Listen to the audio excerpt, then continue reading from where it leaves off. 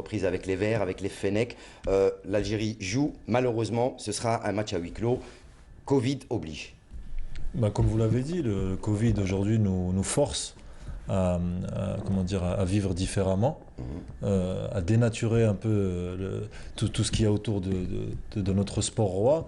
Mais il faut faire avec, il faut préserver un peu la santé de tout le monde, essayer de la préserver. Moi j'ai eu l'occasion il y a 2 jours d'être au stade. C'est toujours dommage qu'un match de l'équipe nationale puisse se jouer à huis clos, mais on est obligé de suivre un peu les instructions. Oui, et donc à titre d'information pour tous les amoureux de l'USMA d'Alger, sachez que l'information il vient de nous la donner. L'USMA d'Alger qui jouait un match amical cet après-midi au stade de Zeralda face à la GSM Skikda, un but partout entre les deux formations.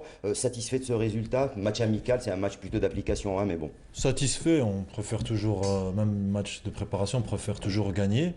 Mais j'ai vu la première mi-temps, je suis parti en début de deuxième pour arriver ici.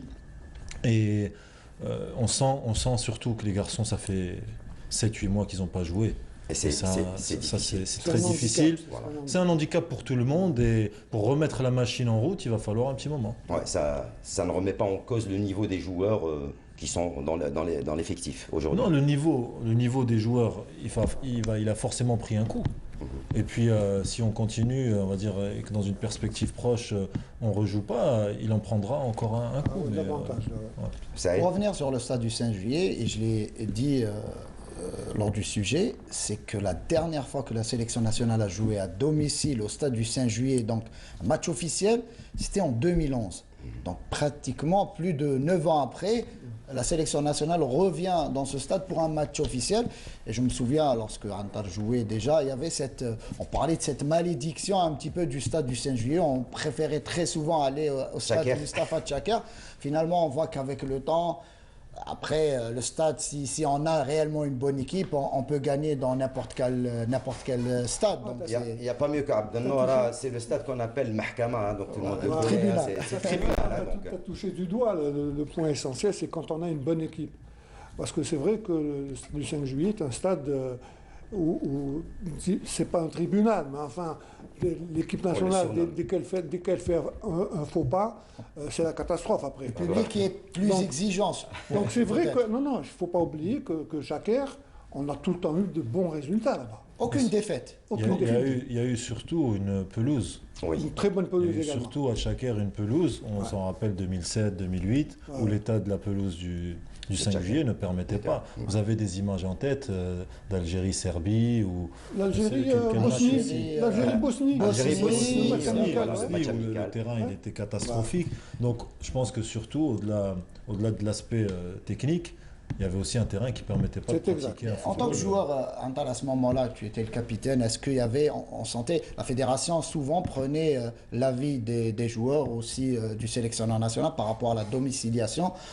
Tous les Algériens voulaient que ça soit le 5 juillet, le temple, disons, du football algérien, puisque c'était un stade qui Il y avait aussi pouvait... le stade de Constantine, je pense aussi, hein, donc parle Annaba, ici, Constantine oui, également. mais si on doit parler Tlemcen. si on doit parler du Tlemcen, la pelouse est maintenant... Non, on parle de Tlemcen à l'époque, dans les années 90. Est-ce que les joueurs, justement, il y avait cette appréhension, au-delà de la pelouse, hein, est-ce qu'il y avait cette préférence toujours d'aller vers l'assurance, de rester à Tchaker? Que je me souvienne, nous, on n'a jamais évoqué la superstition. Nous, à l'époque, on avait un gros problème de pelouse. On parlait de Tlemcen à l'instant, à l'époque, on n'en parlait pas. Celle qui était vraiment intéressante, c'était Blida. Ouais. C'est vraiment celle où on arrivait, nous, on voyait un terrain plat, avec de la densité, et une pelouse où on pouvait un peu pratiquer. Allez, juste avant de finir avec cette première partie, Antar Yahya, je vous pose la question pour clore cette première partie, parce qu'après on passera donc à Foot et News. Votre meilleur souvenir avec l'équipe nationale, qu'est-ce qui vous reste? Qu'est-ce que vous gardez? Il me reste pour la faire courte, mon meilleur souvenir, c'est d'avoir eu la chance d'être international pendant une petite dizaine d'années et d'avoir pu représenter l'emblème national. Mais là, Antar, il rentre un peu dans la légende du football algérien. Bah oui. C'est pas parce qu'il est là qu'on va lui jeter des fleurs. Ah non, pas du tout. Mais il le mérite déjà, il a fait ce qu'il fallait. Le fameux but d'Omdurman Et d'ailleurs, lui-même, quand il avait commenté ce but, il avait dit Ah bah, donc, Déclaration mythique. un but extraordinaire.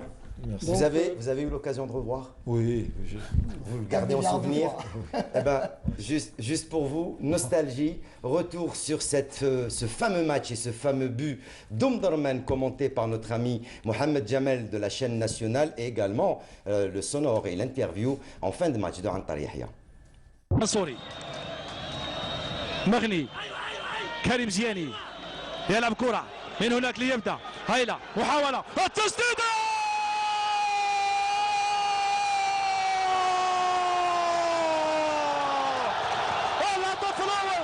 الهدف الأول لمصلحة المنتخب الوطني الجزائري عنتر يحيى يسجل لمنتخب الوطني الجزائري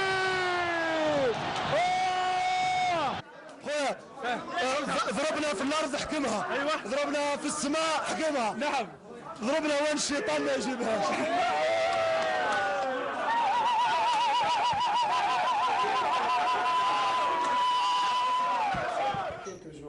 Bientôt 11 ans, voilà, on était en train d'en parler, bientôt 11 ans, ça redonne des envies également quand on voit ça, donc quand on se rappelle, quand on se remémore, ça reste des c'est souvenirs. des bons souvenirs. C'est de beaux souvenirs. C'est des bons souvenirs. Et en plus, comme on le disait, c'était un an où disait Abdelnour, c'était pratiquement impossible de marquer ce but, à croire que ça vient d'ailleurs, c'est un but qui vient d'ailleurs. C'est un cadeau du ciel. Eh ben, tant mieux. Que notre, on va dire, vraiment que notre équipe nationale et nos supporters à l'époque méritaient ce cadeau-là après ce qu'on avait traversé. Voilà, féliciter tous les Fennecs qui étaient dans le temps votre compagnie, bien sûr, qui ont donné du baume au cœur à tous les Algériens avec cette qualification, donc bien sûr en 2010 à la Coupe du Monde 2010. Allez, on arrive à la partie consacrée à Foot et News et aux internationaux algériens évoluant en Europe avec Saïd Fellek. Ce sera juste après le jingle de Foot et News.